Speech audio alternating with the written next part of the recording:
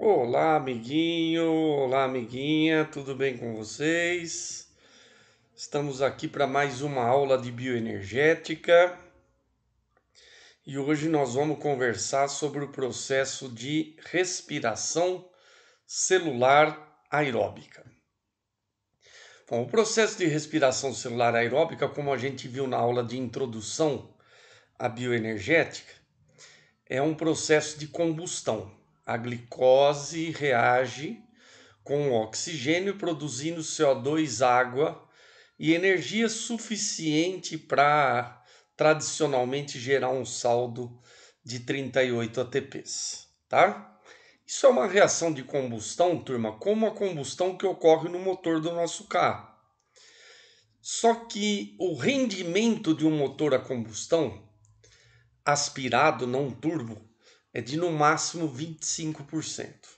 Ou seja, do total de energia que sai da gasolina ou do etanol, só 25% dessa energia é convertida em energia mecânica para o carro poder funcionar. 75% da energia é perdida através de outras formas de energia, como por exemplo energia térmica. Por isso que o motor do carro esquenta tanto. O rendimento da respiração celular é de aproximadamente 44%. Ou seja, enquanto o melhor motor a combustão inventado até hoje pelo homem tem um rendimento de 25%, o nosso motor tem um rendimento de 44%. O nosso motor é o sonho de qualquer engenheiro mecânico. Mas vai ser muito difícil alguém copiar a nossa combustão, porque ela, apesar de ser uma reação de combustão, não ocorre de uma vez como ocorre a combustão no motor do carro, tá? No motor do carro o combustível explode. A energia é liberada toda de uma vez, por isso que grande parte dela é perdida na forma de energia térmica. Se ocorresse a explosão da glicose dentro da célula, também ocorreria liberação de grande quantidade de energia térmica. Só que não ocorre a explosão da glicose. A glicose vai ser desmontada na célula através de uma sequência de reações químicas catalisadas por enzimas, e à medida que a gente vai desmontando a glicose, nós vamos tirando a energia dela e usando essa energia para produzir ATP, tá? Essa reação aqui, galera, é só a reação final. Existem dezenas de reações intermediárias, que é o que nós vamos estudar hoje, tá? Cada reação vai tirando energia da glicose aos poucos e essa energia vai sendo usada para produzir ATP, tá? Todas essas reações de desmontagem da glicose foram colocadas dentro de 3 fases da respiração celular. São elas glicólise, ciclo de Krebs ou ciclo do ácido cítrico e cadeia respiratória ou cadeia transportadora de elétrons. A glicólise ocorre no citosol, que é a parte líquida do citoplasma, e o ciclo de Krebs e a cadeia respiratória ocorrem dentro da mitocôndria. Então é importante ressaltar que nos eucariontes a mitocôndria não é responsável por toda a respiração celular. A respiração celular começa no citosol e termina dentro da mitocôndria. Quando fazemos a analogia da mitocôndria com a nossa casa de energia, nossa casa de força, é porque desses 38 ATPs de saldo da respiração, 2 são produzidos no citosol e 36 são produzidos dentro da mitocôndria. Ou seja, nos eucariontes, a mitocôndria é a grande responsável pela geração de ATP. Daí a analogia feita com a mitocôndria e uma casa de força, uma casa de energia, tá? A mitocôndria também é uma organela citoplasmática. E vamos ver como é que é uma mitocôndria ao microscópio eletrônico. ME é microscópio eletrônico. MO é microscópio óptico. A mitocôndria também é uma organela membranosa, também é uma organela de composição lipoproteica, só que a mitocôndria tem duas membranas. Uma membrana externa, lisa, e uma membrana interna cheia de dobras. Isso aqui, turma, ó, é uma dobra da membrana interna. Cada dobrinha da membrana interna é uma crista mitocondrial. E as cristas mitocondriais aumentam a superfície de contato da membrana interna com o líquido que preenche a mitocôndria, que é a matriz mitocondrial. Na matriz mitocondrial ocorrem as reações do ciclo de Krebs e na crista mitocondrial ocorrem as reações da cadeia respiratória ou cadeia transportadora de elétrons. Detalhe super importante sobre a mitocôndria. Mitocôndria tem DNA próprio. Esse DNA tem genes diferentes do DNA nuclear. Esse DNA se replica. Esse DNA é transcrito em RNA. Esse RNA é traduzido em proteína. Mitocôndria tem seus próprios ribossomos. Mitocôndria produz as suas próprias proteínas e por isso se reproduz de forma independente do restante da célula. Segundo a hipótese endossimbiótica da Lynn-Margulis, mitocôndria já foi um dia uma bactéria de vida livre. Essa bactéria teria sido fagocitada por uma célula eucarionte, por algum motivo não foi digerida e passou a viver dentro da célula eucarionte, transformando-se no decorrer de milhares de anos em uma organela citoplasmática. Tá? Segundo a hipótese endossimbiótica da Lynn-Margulis, a mitocôndria era uma bactéria aeróbica, portanto que fazia respiração celular, e ela foi fagocitada por uma célula eucarionte primitiva anaeróbica, que fazia um tipo de fermentação dependente de hidrogênio que nós não estudamos aqui no ensino médio. Tá? Qual que era a vantagem para a bactéria de viver dentro dessa célula eucarionte hospedeira? Ela estava protegida e não precisava se preocupar com a obtenção de alimento.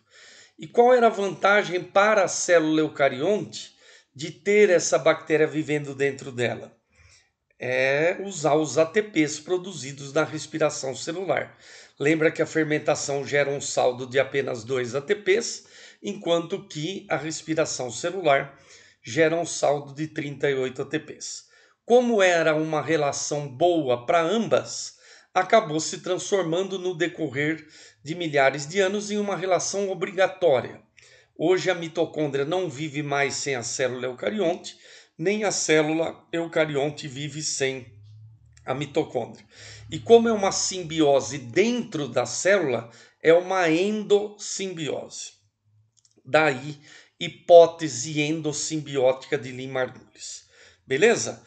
Principal evidência de que mitocôndria já foi uma bactéria de vida livre. Ela tem DNA circular, DNA em forma de anel, e esse DNA não está associado com estonas. Estona escreve com H. Estonas são proteínas que se associam ao DNA de eucariontes. Quem tem DNA circular não associado com estonas são mitocôndrias, cloroplastos e bactérias. Todos os eucariontes têm DNA linear associado com estonas. Então essa é a principal evidência de que mitocôndria já foi um dia uma bactéria de vida livre. Tá? Existem outras.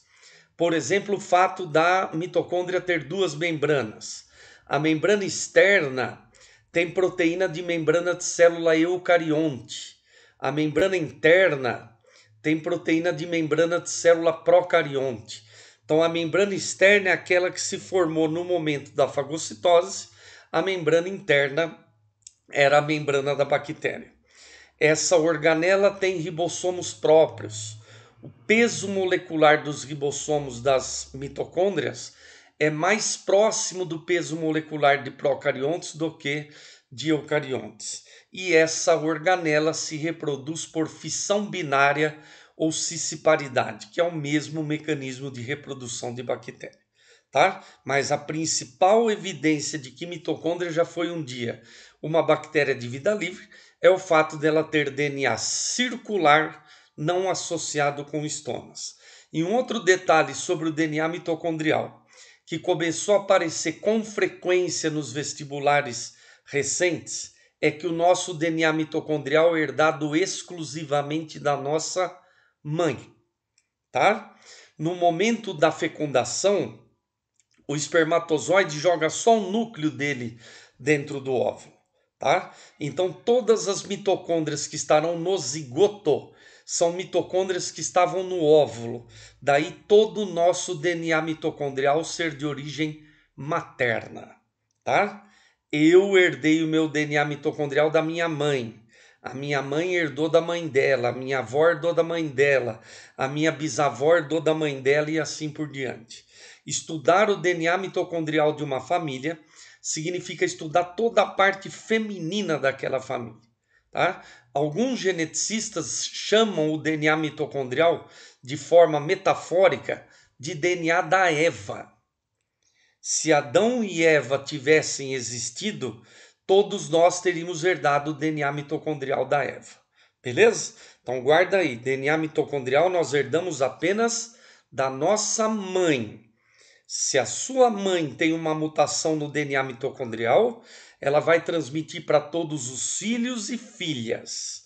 Se o seu pai tem uma mutação no DNA mitocondrial, ele não transmite nem para filho e nem para filha. Beleza? Galerinha, o processo de respiração celular é um processo extremamente complexo.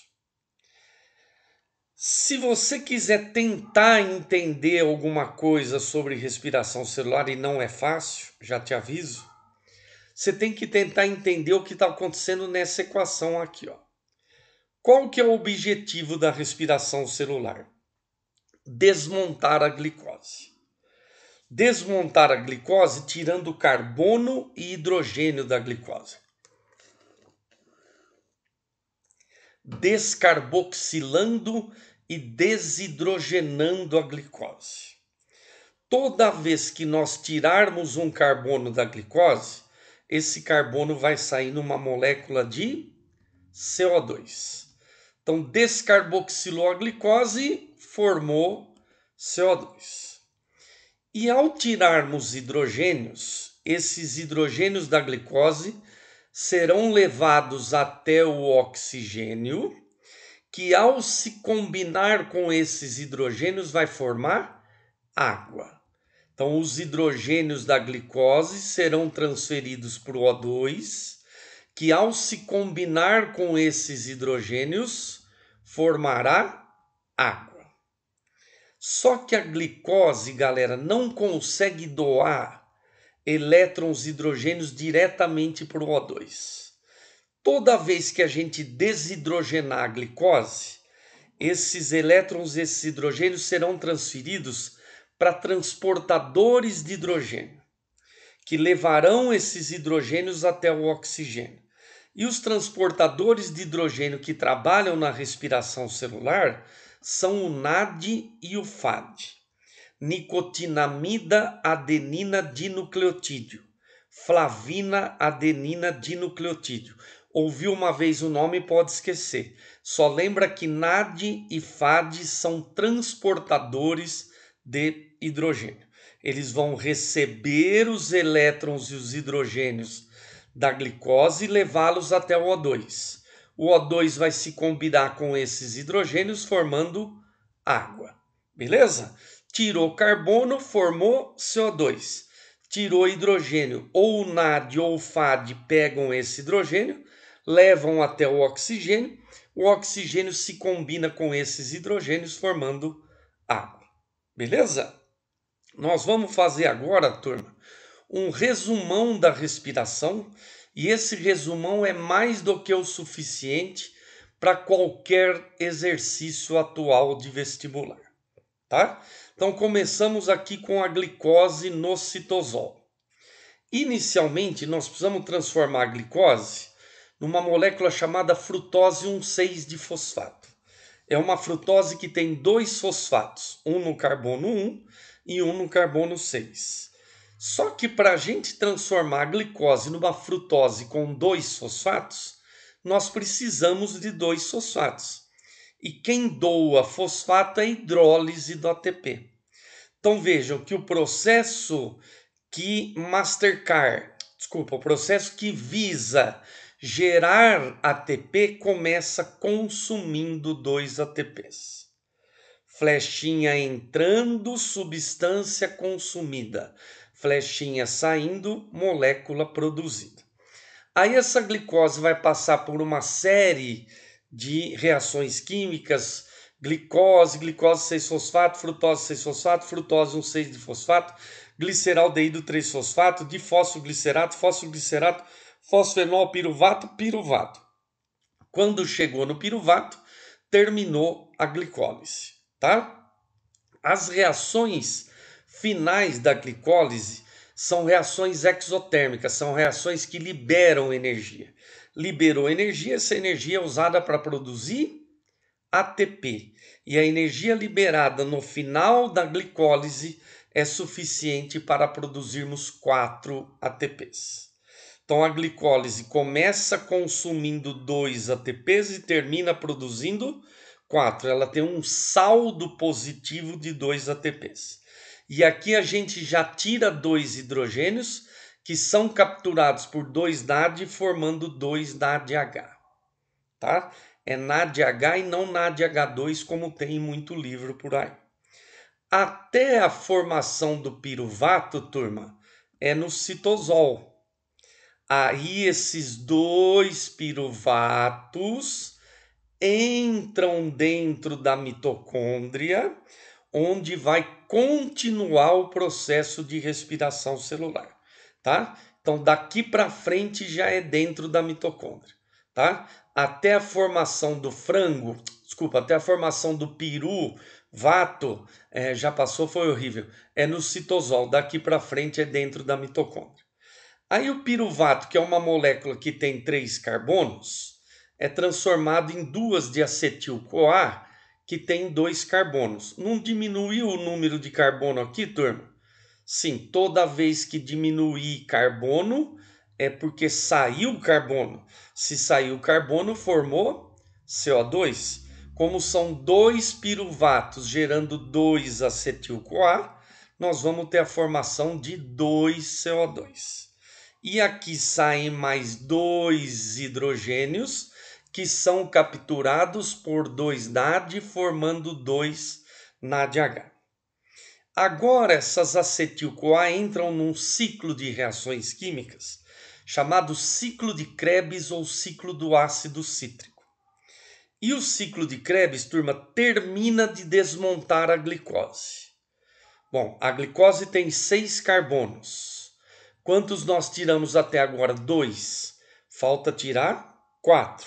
Então o ciclo de Krebs vai formar 4 CO2. A glicose tem 12 hidrogênios. Quantos hidrogênios nós tiramos até agora? 2, 4. Falta tirar 8. 6 hidrogênios são capturados pelo NAD e 2 hidrogênios são capturados pelo FAD.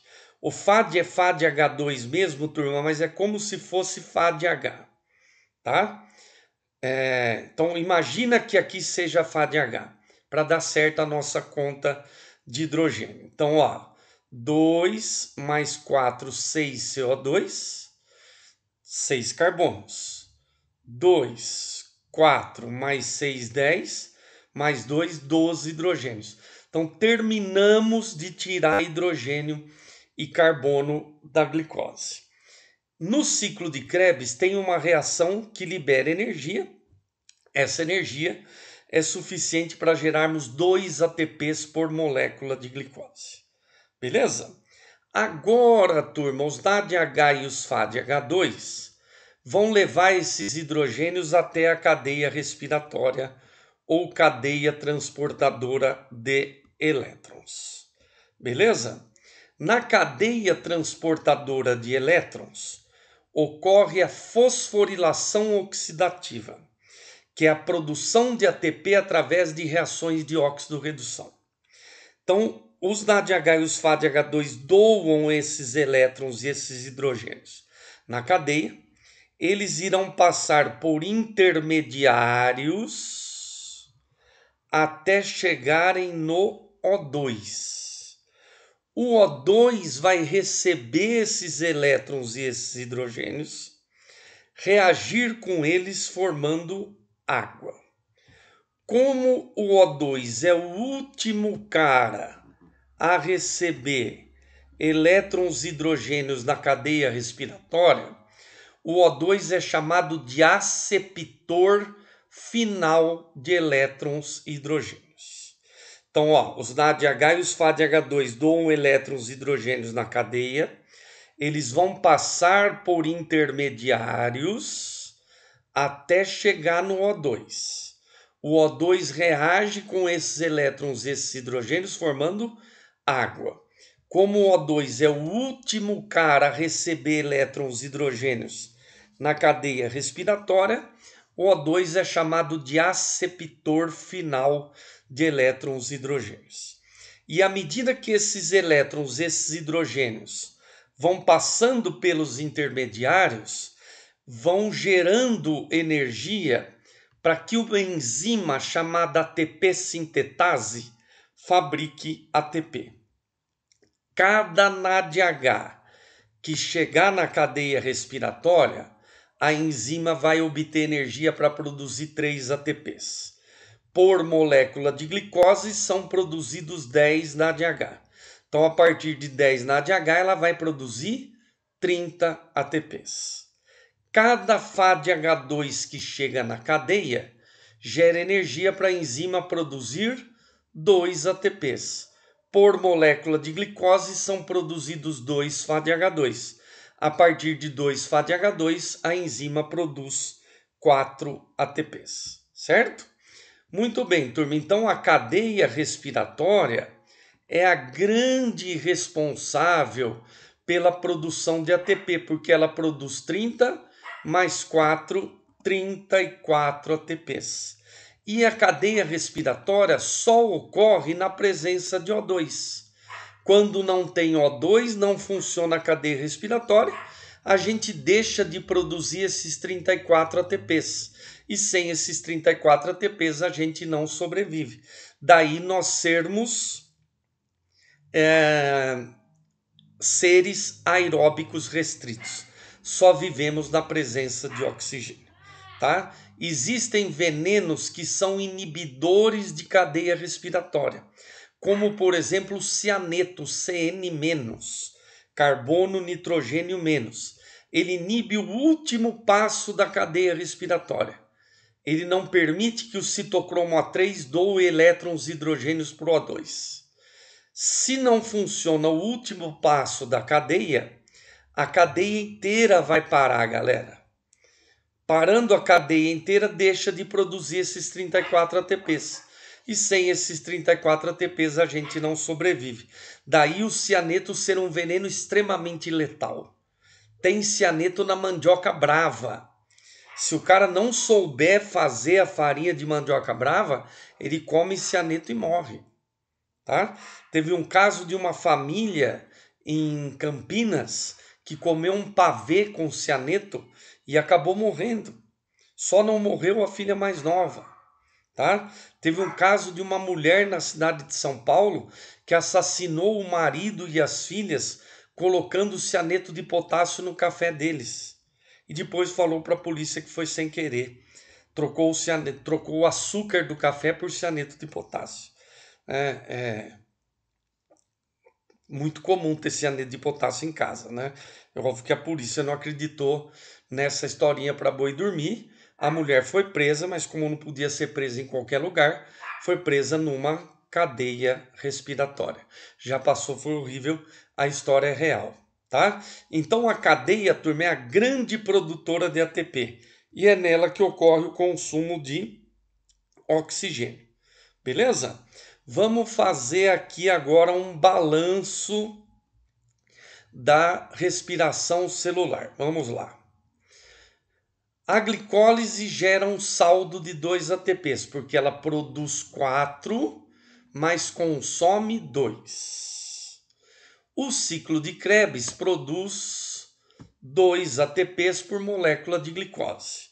E a cadeia respiratória 34.